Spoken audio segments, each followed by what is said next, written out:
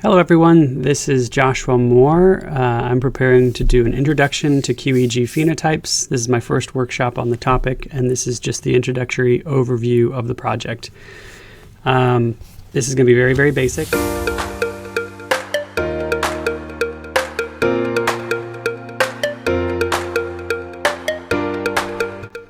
So let's review each phenotype. We're just going to go through them one by one.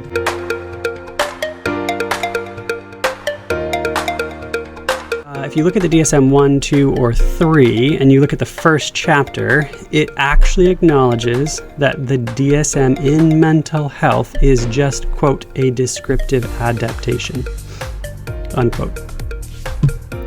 85% improvement in mental health report following pairing a medication with a specific phenotype.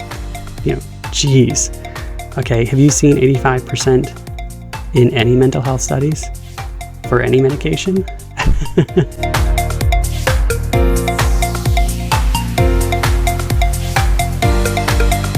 We're going to customize the interventions and tailor them to the individual's brain activity, not just applying the treatments or trainings to the individual's phenotype and maybe even their variants, but also customizing the protocols themselves to fit that person's individual unique frequency patterns.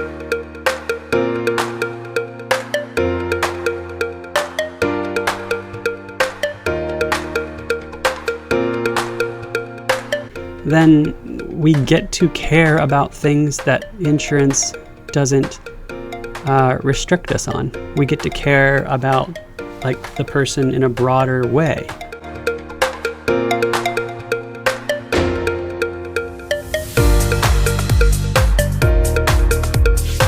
Maybe a dozen ways to have excessive energy in your nervous system, and then there's an infinite amount of ways to relate poorly to that excessive energy, which means that there is a lot of variations in what someone might call anxiety, and that doesn't mean that we're talking about the same thing when we're talking about anxiety. So, complicated stuff. But when we look at a brain map, we get some basis at which we can start talking about what is this energy. Then we have to go to the client. We have to start talking to the client about what is your association to this specific kind of energy that I can see now.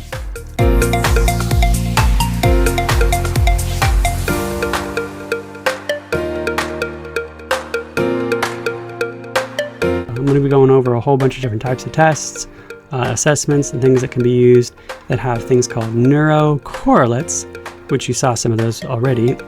Better success outcomes. That's what we really want. We need better predictive power. We need better individualization. That's what we want.